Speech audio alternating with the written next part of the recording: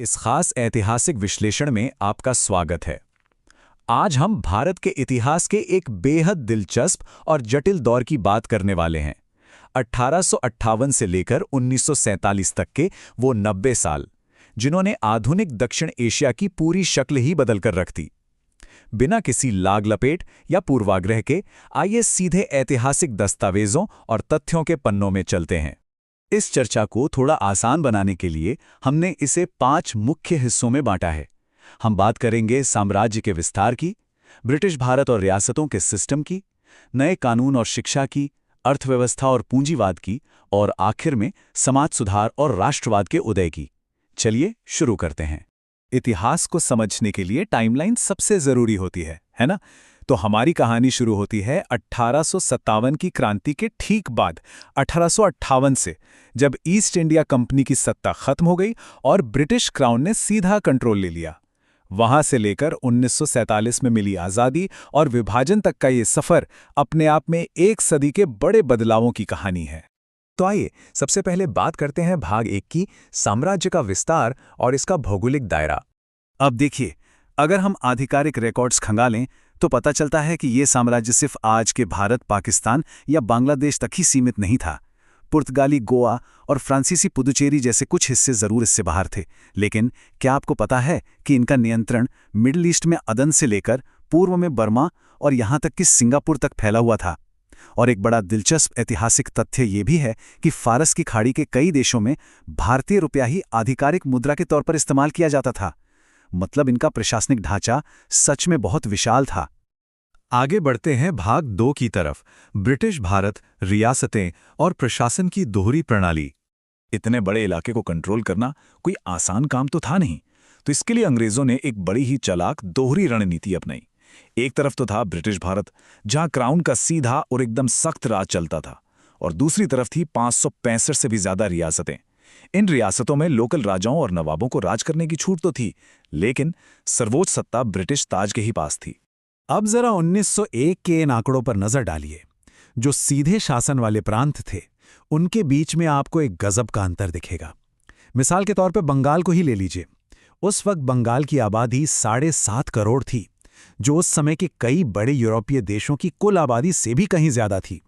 और वहीं दूसरी तरफ असम जैसे इलाके थे, जहां की आबादी सिर्फ 60 लाख थी। जाहिर है, इतने बड़े असंतुलन की वजह से शासन चलाने में बड़ी भारी प्रशासनिक चुनौतियां आती थी। 1857 के उस बड़े संग्राम के बाद अंग्रेजों की प्रशासनिक सोच में एक बड़ा शिफ्ट आया। वायसराय लॉर्ड कैनिंग की ये लाइन, तूफान में बांध, उनकी पूरी नई स्ट्रैटेजी को समझा देती है।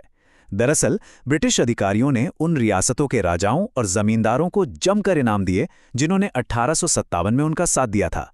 वो इन वफादार राजाओं को एक ऐसे बफर या बांध के रूप में देखने लगे थे, जो भविष्य में आने वाले किसी भी जनविद्रोह के तूफान को रोक सकें। चलिए अब थोड़ा सिस्टम के अंदर झांकते हैं। भाग 3, नया कानून और शिक्षा, यानी नियंत्रण का तंत्र। अपने राज को मजबूत और सेंट्रलाइज करने के लिए ब्रिटिश सरकार ने कई बड़े और स्थायी बदलाव किए, जैसे कि आधुनिक कोर्ट कचहरी, शुरुआती संसदीय प्रणाली, मजबूत जिला प्रशासन और यहां तक कि शेयर बाजार यानी स्टॉक एक्सचेंज की शुरुआत। इसके अलावा 1857 से सबक लेते हुए उन्होंने सेना का भी पूरा पुनर्गठन किया, जिसमें सिख और बलोची सैनिकों की नई टुकड़ियां शामिल की गईं, ताकि सेना का संतुलन बना रहे। लेकिन ये सोचना बिल्कुल गलत होगा कि ये कानूनी आधुनिकीकरण बस आराम से लागू हो गया।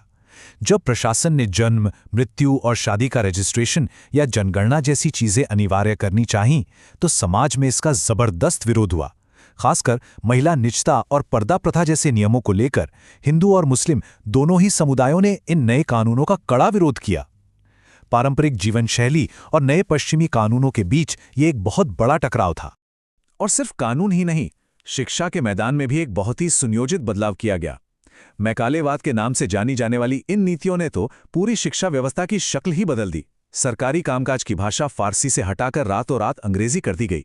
इसका असल मकसद सिर्फ भाषा बदलना नहीं था, बल्कि भारतीय शिक्षकों के जरिए एक ऐसा नया वर्ग तैयार करना था जो अपनी सोच और विचारों से पूरी तरह ब्रिटिश व्यवस्था के अनुकूल हो। अब आते हैं उस पहलू पर जो इस पूरे राज का असल इंजन था। भाग 4, अर्थव्यवस्था व पूंजीवाद, साम्राज्य का ईंधन। देखिए, इस पूरे दौर के आर्थिक मकसदों को समझना बहुत जरूरी है। ब्रिटेन में औद्योगिक क्रांति हो चुकी थी और उनके कारखानों को लगातार कच्चे माल की जरूरत थी। अब ब्रिटिश पूंजीपतियों ने इस तरह की नीतियां बनवाई कि भारत की अर्थव्यवस्था का पूरा ढांचा ही पलट गया। हमारा देश, जो पहले से एक मजबूत उत्पादक था, उसे जानबूझकर जूट, कपास और चाय जैसी नकदी फसलों के सिर्फ कच्चे माल के निर्यातक में तब्दील कर दिया गया।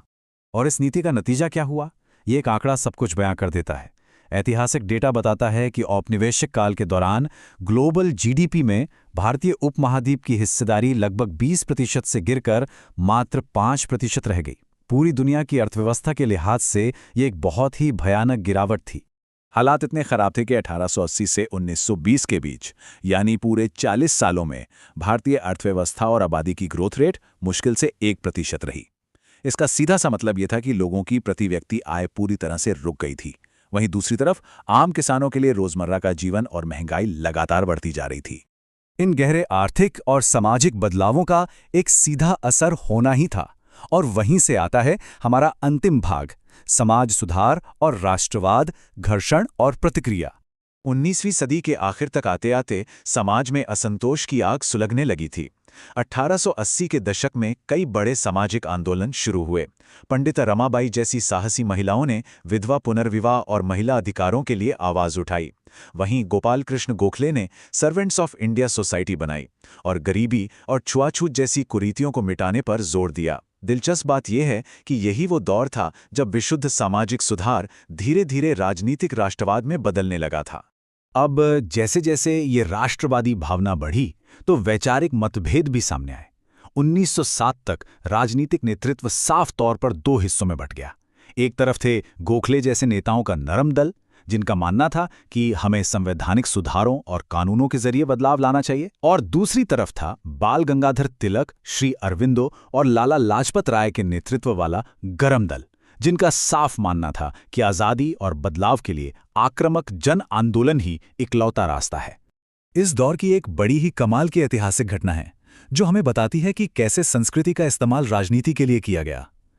बाल गंगाधर तिलक ने पश्चिमी भारत में मनाए जाने वाले पारंपरिक गणपति महोत्सव को एक विशाल सार्वजनिक आयोजन में बदल दिया। ये सिर्फ एक त्योहार नहीं रह गया था, बल्कि ब्रिटिश शासन के खिलाफ आम जनता को एकजुट करने और एक नई राजनीतिक पहचान बनाने का एक बेहद ही सफल हथियार बन गया था। तो इस ऐतिहासिक विश्लेषण के अंत में हमारे सामने एक बहुत ही गहरा सवाल खड़ा होता है। इतिहास के ये पन्ने हमें एक ही वक्त के दो बिल्कुल अलग चेहरे दिखाते हैं। एक तरफ हम देखते हैं रेलवे, आधुनिक कानून और यूनिवर्सिटीज की स्थापना, और दूसरी तरफ हम देखते हैं एक ढहती हुई अर्थव्यवस्था और संसाधनों का निर्मम दोहन। तो सच क्या है?